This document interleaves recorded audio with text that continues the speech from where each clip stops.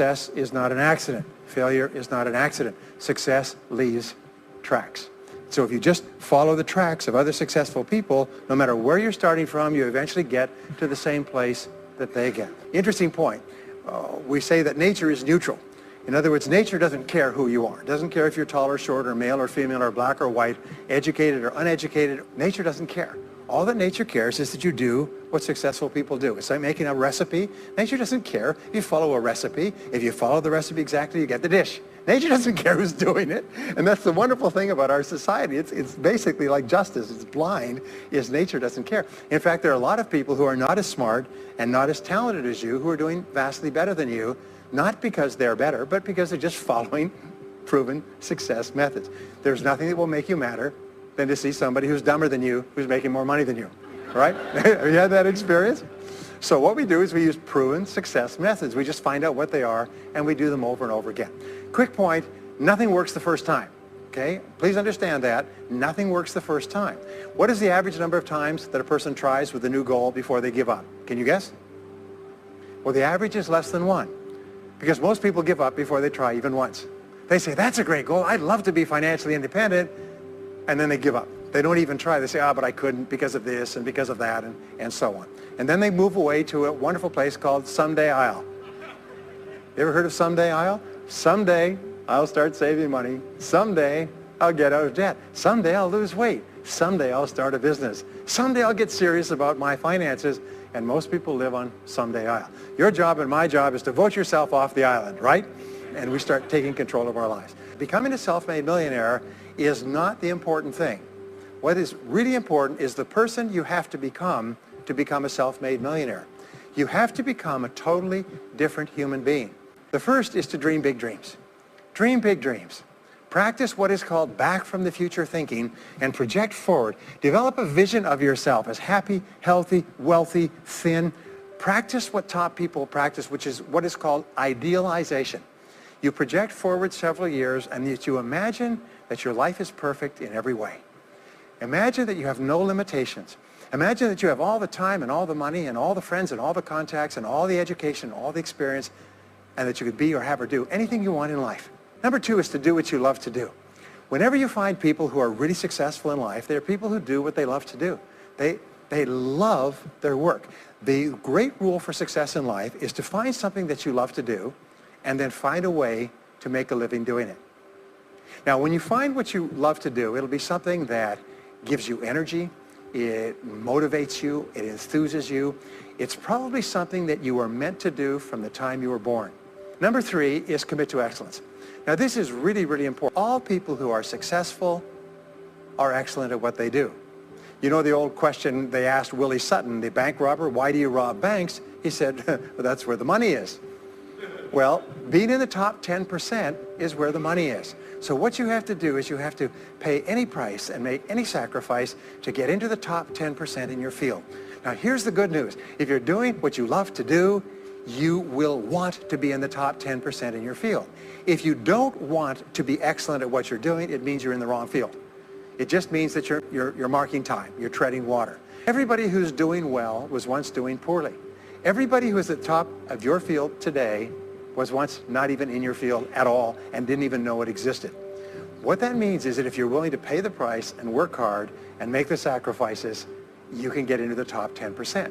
Now, how long does it take? It doesn't take a week or a month. Most people are really impatient. And to achieve mastery in your field takes 5 to 7 years. And the wonderful thing is this is nobody's better than you and nobody's smarter than you. If anybody else is at the top of their field, it means that you can be at the top of your field. Just go to them and find out how they got there, because they started at the bottom. The next key is to develop your unique talents and abilities. Every single person is designed from infancy with special talents and abilities that if you develop them to their height can enable you to accomplish anything you want in life. Everyone is genetically structured to be able to do something superbly, to do something they enjoy, to do it well, and to get great satisfaction from it. The next key to becoming a self-made millionaire is to see yourself as self-employed. What we found is the top 3% of adults in our society see themselves as self-employed. They see themselves as in charge of their own lives. The biggest mistake you can ever make is to ever think you work for anyone else but yourself. Even if someone else signs your paycheck for you all your life, The most valuable people in any organization are the people who treat the company as though it belongs to them. They see everything that happens as affecting them personally. They're not the 9-to-5ers, the no-hopers. The next key to becoming a self-made millionaire is to develop a clear sense of direction. Developing a clear sense of direction means that you need to become intensely goal-oriented. We find that all successful people are goal-oriented. There's an old saying, you can't hit a target that you can't see.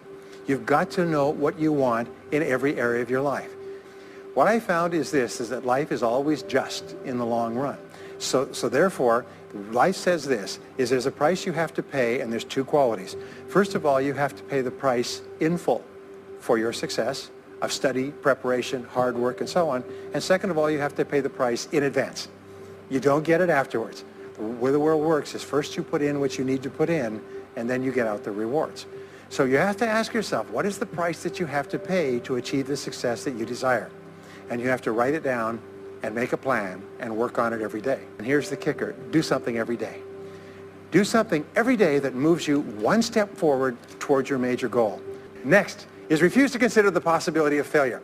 It's the most amazing darn thing is that the fear of failure is the greatest single obstacle to success in adult life. And it's not failure itself, because each one of you is a professional failure.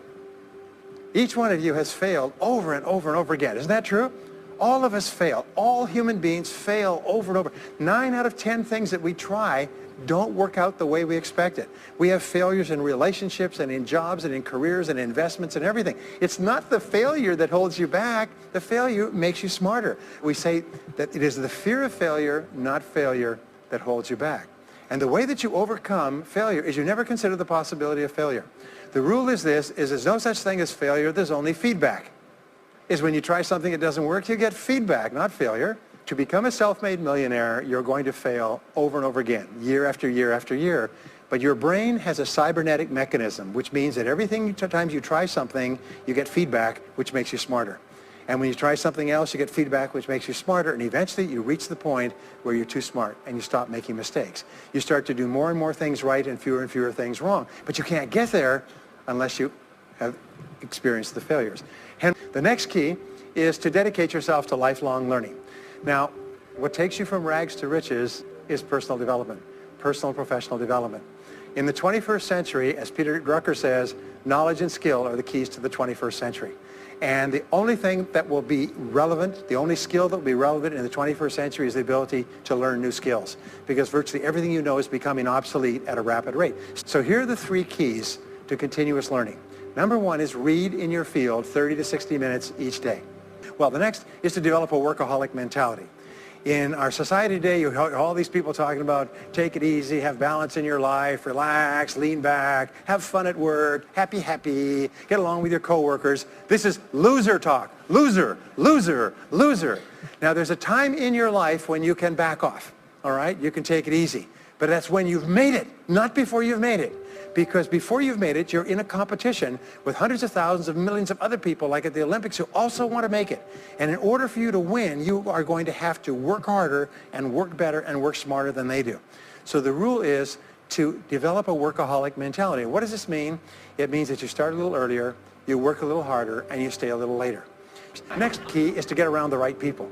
99% of your success in life is going to be determined by your reference group. If you start to associate with winners most of the time, you find that they have a totally different worldview. They're positive, they're upbeat, they're focused, they're learning, they're growing, they're positive of what they're doing, and you start to become like that.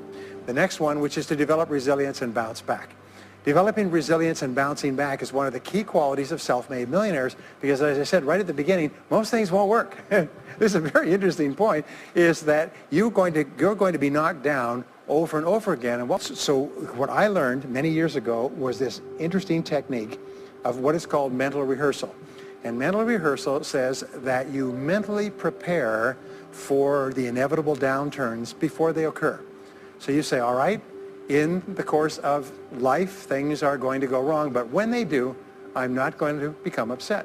I'm not going to get mad or angry or anything else. I am just going to take it and learn from it and pick myself up and keep going.